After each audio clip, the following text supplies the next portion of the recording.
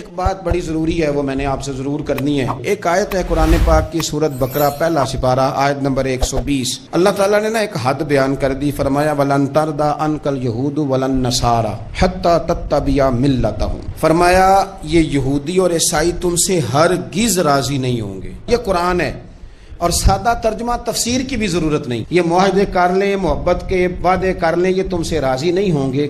کب راضی ہوں گے؟ حتی تتبع ملتہم، یہاں تک کہ تم ان کے دین کی پیروی کرنے لگ جاؤ۔ میرا جب پہلی دفعہ پاسپورٹ بنا تو میں نے سارا پڑھا، کتابیں پڑھنے کا شوق تھا شروع سے۔ اس کے ہر صفحے پہ لکھا ہے کہ سوائے اسرائیل کے، یعنی آپ پوری دنیا میں یہ سبز ہلالی پاسپورٹ لے کے جا سکتے ہیں، خبردار اسرائیل آپ یہ پاسپورٹ لے کے نہیں جا سکتے۔ یعنی اتنی نفرت کسی ملک سے کہ اس پر لکھ کے چھاپ دیا ہر صفحے پر کہ یہ پاسپورٹ سوائے اسرائیل کے ہر ملک کے لیے کارآمد ہے۔ میرا سوال ہے عرب کے ان لیڈروں سے جنہوں نے اسرائیل کے ساتھ معاہدہ کیا، مجھے بتاؤ تمہیں فلسطین کی بیٹیاں بھول گئی نا ساری کی ساری؟ تمہیں وہ ماں بھول گئی نا جو مسجد اقصیٰ کے دروازے پہ کھڑی ہو کے چیخیں مارتی تھی اور کہتی تھی کوئی علی کو خبر کرو کہ میری بچیاں قید میں ہیں؟ وہ بھول گئی؟ تمہیں وہ بہن بھول گئی نا جس پر شراب کی بوتل انڈیلتے تھے اسرائیل کے فوجی؟ وہ آپ کو ابھی بھی ویڈیو مل جائے گی۔ وہ انڈیلتے تھے شراب کی بوتل، اسے پکڑتے تھے، دست درازی کرتے تھے، اور وہ بیٹی کہتی تھی یا رحمت للعالم۔ بھول گیا تمہیں وہ سارا کچھ؟ تم نے 1 منٹ لگایا اور تم معاہدہ کس سے کروا رہے ہو؟ امریکہ کے صدر سے؟ اتنا ظلم کیا تم نے، اتنا قاتل کے ساتھ معاہدہ؟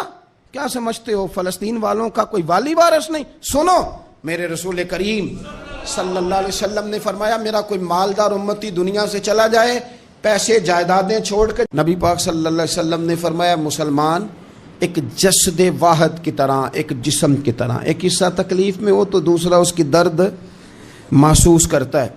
انسان کے وجود کے اندر سب سے قیمتی اس کا دماغ ہوتا ہے، اسی سے سوچتا ہے، اسی سے وہ عمل کرتا ہے، اسی سے منصوبہ بندی کرتا ہے، اسی سے وہ مومن ہوتا ہے، اسی سے معاذ اللہ کافر ہوتا ہے۔ اور وجود کے اندر جس کو درجے کے لحاظ سے بولنے میں بعض اوقات کم درجہ سمجھا جاتا ہے وہ پیر ہوتے ہیں۔ اور تو میری ٹھوکر کے بھی قابل نہیں، میں تجھے جوتے کی نوک پہ، پیر کی نوک پہ بھی نہیں سمجھتا۔ ہم یہ کہتے ہیں محاورتاً کہ تو پیروں کے قابل بھی نہیں، یعنی سب سے اعلیٰ درجہ دماغ کو دیا، دل کو دیا، اور سب سے ہلکا درجہ پاؤں کو دیا۔ لیکن مجھے بتلائیے گا اگر کبھی پاؤں کی سب سے چھوٹی انگلی، چھنگلیا، چیچی، اس پہ اگر کبھی زخم لگ جائے تو جسم کا سب سے اعلیٰ حصہ دماغ ہے، دماغ نے کبھی یہ کہا ہے کہ چھوڑو یہ تو سب سے نچلا درجہ ہے، نہیں جانا ڈاکٹر کے پاس، اتنا ٹائم کہاں ہے، رہنے دو، چھوٹی سی تو انگلی ہے، خیر ہے؟ ایسا کبھی ہوا ہے؟ دماغ فوراً کہتا ہے کہ باقی کام بعد میں کریں گے، پہلے ڈاکٹر کا پتہ کرو، اس کو مرہم پٹی کراؤ، کیونکہ اسے پتہ ہے کہ اگر یہاں درد رہی تو باقی جسم میں بھی درد رہے گی۔ اور یہ بھی پتہ ہے دماغ کو کہ اگر میں نے یہاں علاج نہ کرایا انگلی کا تو کہیں پیر بھی سارا زخمی نہ ہو جائے، اور اگر پیر کا علاج نہ کرایا تو ٹانگیں اور باقی وجود تک بھی زخم نہ آ جائے۔ لہذا دماغ جلدی فیصلہ کرتا ہے، ٹیسٹ کرانے کا، چیک اپ کرانے کا، دوائی لینے کا، مرہم پٹی کا۔ اور میرے بھائی مسلمان ایک وجود کی طرح ہے۔ یہ تو ہو سکتا ہے کچھ مسلمان ملک غریب ہوں اور کچھ کے پاس تیل کے کنویں ہوں، کچھ کے پاس سونے کے پہاڑ ہوں، یہ تو ہو سکتا ہے کہ بعض اوقات یہ وہ سمجھ لیں کہ ہم اعلیٰ درجے کے ہیں، لیکن یہ یاد رکھیں اگر ایک جسم کی طرح ہیں، سوچتے ہیں اور ہیں، کیونکہ نبی پاک نے فرمایا ہے، اگر اس طرح سوچتے ہیں تو پھر میرا خیال ہے کہ جس طرح تیل کے کنویں والے کو اپنی درد ہوتی ہے نا، سونے کے پہاڑوں والے ملک کو جس طرح اپنی درد ہوتی ہے نا، اس طرح اسے کسی کو بھیکارت کی نظر سے دیکھنا نہیں چاہیے، چونکہ جسد واحد ہے۔ اور جسد واحد میں اگر کوئی درجہ بڑا بھی رکھتا ہو کہ جناب ہمارے پاس ایک بڑی جگہ ہے، متبرک جگہ ہے، ہم بڑے ہیں، تو آپ بڑے ہیں، لیکن بڑا دماغی یہ فیصلہ کرتا ہے کہ بھائی وہ چھوٹا سا پیر کا حصہ زخمی ہے، جلدی کرو علاج کراؤ، لیکن بڑے دماغ والا کہے کہ میرا گھر تو محفوظ ہے۔ معراج کی بات کرنے کا تو اب وقت آیا ہے، اس لیے کہ معراج کا سارا واقعہ تو مسجد اقصیٰ کے گرد گھومتا ہے۔ سبحان الذی اسریٰ بعبدہ لیلا من المسجد الحرام الی المسجد الاقصیٰ۔ حضور نے معراج کی رات مسجد اقصیٰ میں نماز پڑھائی تھی۔ اور ایک بار پھر سے طیبہ سے فلسطین میں آ، راستہ دیکھتی ہے پھر مسجد اقصیٰ تیرا۔ ایک بار حضور گئے تھے مکے سے مسجد اقصیٰ، اور پھر حضور فرماتے ہیں جب میں واپس گیا نا تو کفار نے جو کہ مسجد اقصیٰ دیکھی ہوئی تھی تو مجھ سے پوچھنا شروع کر دیا کہ مسجد اقصیٰ کی کھڑکیاں کتنی ہیں، دروازے کتنے ہیں، پلر کتنے ہیں۔ جب انہوں نے سوال جواب کیے تو حضور فرماتے ہیں کہ رب کریم نے مسجد اقصیٰ کو اٹھا کے میرے سامنے رکھ دیا۔ میں دیکھتا جاتا تھا، بتاتا جاتا تھا، کہہ لوں بات کر لوں۔ ایک دفعہ حضور مکے سے مسجد اقصیٰ آئے، اور ایک دفعہ مسجد اقصیٰ میرے نبی کی زیارت کے لیے مکے گئی، حضور کی زیارت کے لیے مکہ شریف گئی۔ او میرے نبی تو صرف کسی چیز کی طرف ایک دفعہ دیکھ لیں تو وہاں رحمت کے پھول کھلتے ہیں۔ مسجد اقصیٰ کی طرف منہ کر کے 17 مہینے میرے نبی نے نماز پڑھی ہے۔ مسلمانوں پتہ ہی کوئی نہیں، ہماری خبریں ہی اور ہیں، ہمارا درد ہی اور ہے، ہمیں پتہ ہی نہیں بم کہاں برس رہے ہیں، ہمیں یہ خبر ہی نہیں۔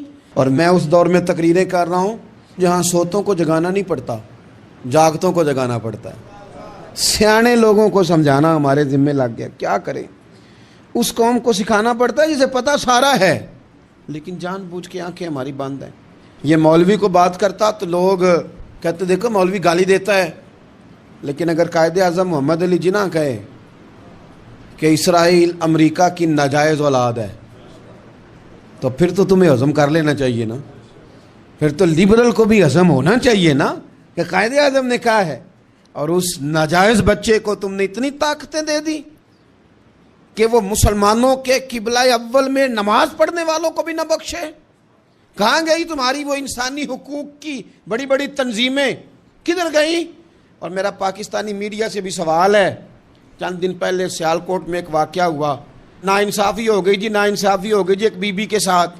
ہر بندے نے شور مچایا، بڑے بڑے طوفان اٹھتے ہیں، کیوں ہوا جی کیوں ہوا؟ تو مسجد اقصیٰ کی توہین ہو گئی تو پھر طوفان کیوں نہیں اٹھا؟ ٹاک شو کیوں نہیں ہوئے؟ بحثیں کیوں نہیں ہوئی؟ میں اس موم بتی مافیا کا کیا کروں؟ ان لبرل لوگوں کا کیا کروں؟ ان کے سپورٹروں ووٹروں کا کیا کروں؟ ان سیاسی جماعتوں کے کارکنوں کو کیا نام دوں کہ جو ان فضول بحثوں میں تو وقت ضائع کرتے ہیں، اور وہ مسجد اقصیٰ جس کے بارے میں میرے نبی پاک صلی اللہ علیہ وسلم سے ایک صحابیہ نے پوچھا تھا، یا رسول اللہ مسجد اقصیٰ میں نماز پڑھنا کتنا کو بہتر ہے باقی نمازوں کے مقابلے میں؟ تو حضور نے فرمایا 1000 گنا بہتر ہے۔ بی بی عرض کرنے لگی، سونیا میں جا تو نہیں سکتی، دل بڑا کرتا ہے۔ تو حضور نے فرمایا جا نہیں سکتی تو وہاں تیل ہی بھجوا دے، جس میں حاضری لگوانے کی حضور بات کریں جس مسجد میں۔ اور نبی پاک علیہ السلام نے فرمایا خاص کر کے سفر کرنا ہوا تو 3 مسجدوں کے لیے کرنا، ایک مسجد حرام بیت اللہ کے لیے، ایک مسجد نبوی کے لیے، اور تیسرا مسجد اقصیٰ کے لیے۔ بیت المقدس مسجد اقصیٰ معمولی جگہ نہیں، حضور نے فرمایا 3 سفر کرو تو سمجھنا ہم عبادت کر رہے ہیں۔ کون کون سے؟ فرمایا اگر بیت اللہ جاؤ تو عبادت سمجھ کے جانا، مسجد نبوی کی طرف جاؤ تو عبادت ہے، اور مسجد اقصیٰ کی طرف جاؤ تو یہ بھی عبادت ہے۔ اور فرمایا مسجد اقصیٰ میں جس نے ایک نماز پڑھی اسے 25,000 نمازوں کا ثواب ملے گا۔ اور میرے رسول پاک نے یہ وہ مسجد ہے جس کے ساتھ معراج شریف جڑا ہوا ہے۔ قرآن پاک نے کہا کہ اس مسجد میں سبحان الذی اسری بعبدہ لیلا من المسجد الحرام الی المسجد الاقصیٰ۔ مسلمانوں قرآن کہتا ہے کہ تمہارے معراج کی شان رسول پاک کی مسجد اقصیٰ سے جڑی ہے۔ جس محبوب کو رب معراج کرائے تو مسجد اقصیٰ میں لا کے کرائے۔ وہ جگہ معمولی جگہ ہے، وہ معمولی جگہ ہے مسجد اقصیٰ۔ نبی پاک نے وہاں نبیوں کی امامت کرائی، 17 مہینے اس مسجد کی طرف منہ کر کے تیرے اور میرے رسول نے نمازیں پڑھی۔ چھوٹی جگہ ہے، اور پوری دنیا کا مسلمان اسے چاہیے شرم سے گڑ جائے۔ ایک امریکہ کا صدر بول کے کہتا ہے کہ اسرائیل کو اجازت ہے اسے دارالحکومت بنائے، اور مسلمان حکمران بیان دے رہے ہیں ظالموں لٹیروں تم اپنی سیاستیں چمکانے کے لیے پہلے ایک دوسرے کو گالیاں دیتے ہو، پھر اکٹھے بیٹھ جاتے ہو نمبرنگ کرنے کے لیے۔ تم دین کے اس مسئلے میں سارے اکٹھے کیوں نہیں بیٹھے؟ سارے پاکستان کے سیاستدانوں کو، علماء اور مشائخ کو چاہیے تھا ایک پیج پہ اکٹھے ہوتے، اکٹھے بیٹھ کے ایک بیان ہی دے دیتے، ایک بات ہی کر دیتے. پھر میرا سلوٹ ہے ترکی کے صدر کو، پھر میرا سلوٹ ہے ترکی کے صدر کو. اس نے بہت عرصہ پہلے کہا تھا مسجد اقصی میری خواب میں آئی تھی اور رو کے کہتی تھی آئے مجھے کوئی صلاح الدین ایوبی کا ماننے والا، کوئی آئے مجھے بچائے. کہتے میری خواب میں آئی تھی اور روتی تھی، کہتی تھی کوئی آئے. اور ایک شاعر نے کہا مسجد اقصی نبی پاک کو بھی بلاتی ہے، کہتی ہے ایک بار پھر طیبہ فلسطین میں آ، راستہ دیکھتی ہے پھر مسجد اقصی تیرا، ایک بار پھر سے طیبہ سے فلسطین میں آ، راستہ دیکھتی ہے پھر مسجد اقصی تیرا. کوئی بولا نہیں اتنا مقدس مقام، چھوٹے چھوٹے بیان، اور کہیں اکٹھے ہو جاؤ، میں بتاتا ہوں تمہیں مسئلے کا حل کیا ہے. میں بتاتا ہوں، دو کام کرو. ایک کام وہ کرو جو حضرت سلمان فارسی نے کیا تھا. سنو حل سنو مسئلے کا. میں چھوٹا آدمی ہوں پر حل سنو مسئلے کا. زندگی میں ایک کام مسلمان کر لے، جٹ بن کے، بھٹ بن کے، رائی بن کے، پاکستانی، مصری، سعودی بن کے بڑا جی لیا. ایک کام وہ کرے جو حضرت سلمان نے کیا تھا. جب ایک کافر نے پوچھا آپ کا نام کیا ہے تو فرمایا میرا نام اسلام ہے. بولیے سارے میرا نام. کہا تمہارے باپ کا نام؟ فرمایا اسلام. دادا کا نام؟ کہا اسلام. پردادا کا نام؟ بازو تیرا توحید کی قوت سے کمی ہے، اسلام تیرا دیس ہے تو مصطفی ہے. ایک کام وہ کرو جو حضرت سلمان نے کیا تھا. کافر جب پوچھے تو کہو ہم سارے اسلام ہیں. ہم سارے کیا ہیں؟ ہم پہلے مسلمان ہیں، باقی بعد میں کچھ اور چیز. دوسرا کام وہ کرو جو حضرت امیر معاویہ نے کیا تھا.